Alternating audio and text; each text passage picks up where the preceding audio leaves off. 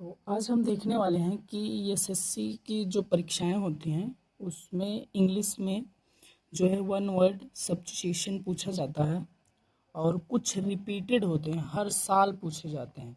तो हर परीक्षाओं में आते हैं। तो ये रिपीटेड है क्योंकि वन वर्ड सब्स्टिट्यूशन कभी बदलता नहीं है, तो ये तो एक ही रहेगा।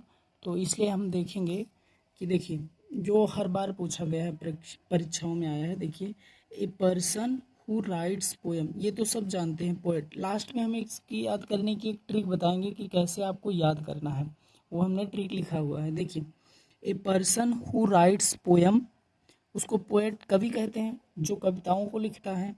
ए person who knows many language, जो अनेक भाषाओं का ज्ञान रखता हो, जानता हो, उसे कहते हैं लिंग्विस्टिक।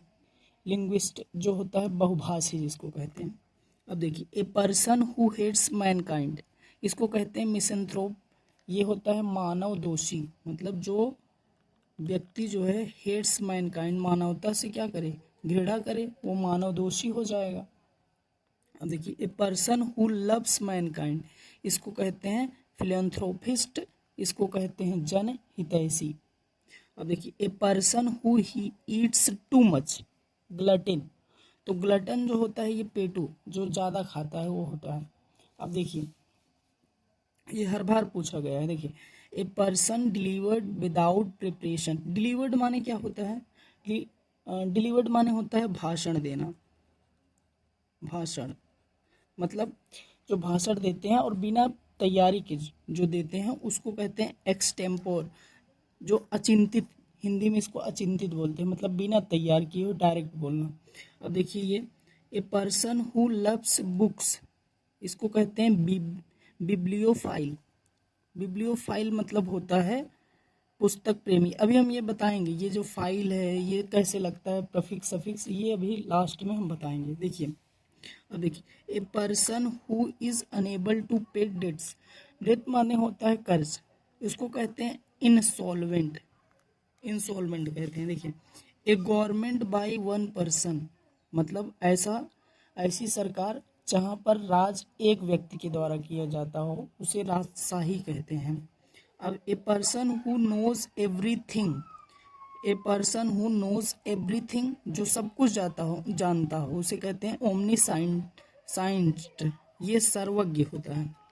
देखो, ये स्पीच बाय वन पर्सन, ये स्पीच बाय वन पर्सन, जो एक व्यक्ति के द्वारा जो भाषण दिया जाता है उसे एक लाभ कहते हैं, मोनोलॉग।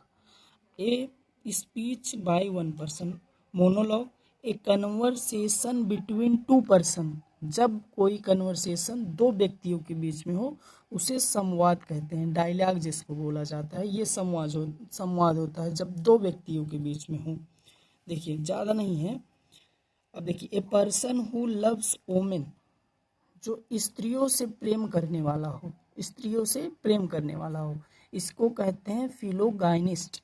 फिलोगाइनिस्ट का मतलब होता है स्त्रियों से प्रेम करने वाला।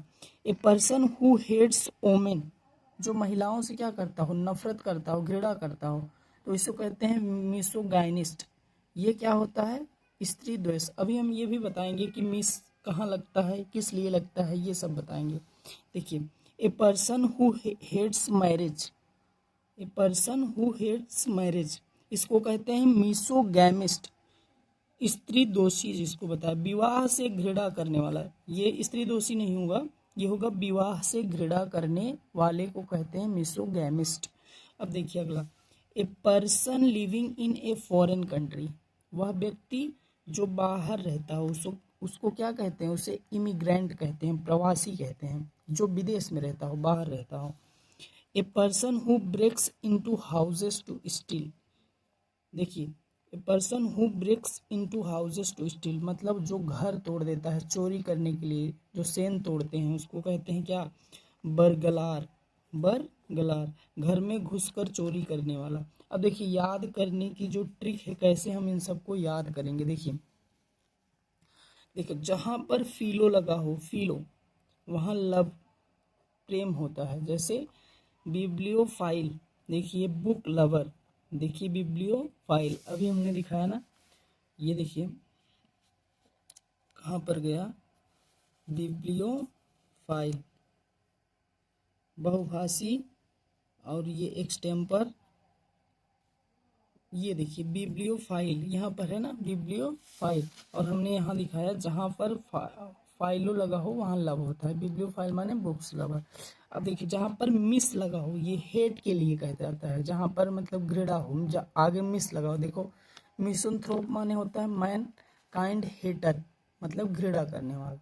अब मिसोगाइनिस्ट का मतलब होता है ओमेन हेटर। अब देखिए जहाँ पर ओमनी लगा हो, ओमनी का मतलब होता है आल, ओमनी का मतलब होता है आल। देखो मिस लगा था तो हेड, यहाँ पर हेड था, देखिए आगे मिस लगा है तो यहाँ हेड है। ओमनी लगा होगा तो आल मतलब सब जगह, तो ओमनी पोटेंट मतलब होता है आल पावरफुल ना, सबसे पावरफुल। ओमनी साइंटिस्ट का मतलब होता है, साइंटिस्ट मतलब होता है आल नोइंग, सबको जानने वाला। अब देखिए ओमनी प्रेजेंट मतलब प्रेजेंट एवरीवेयर, मतलब हर जगह उपस्थित हो।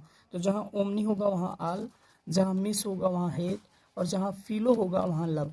ऐसे ही हम करके इसको याद करेंगे वन वर्ड सब्स्टिट्यूशन को।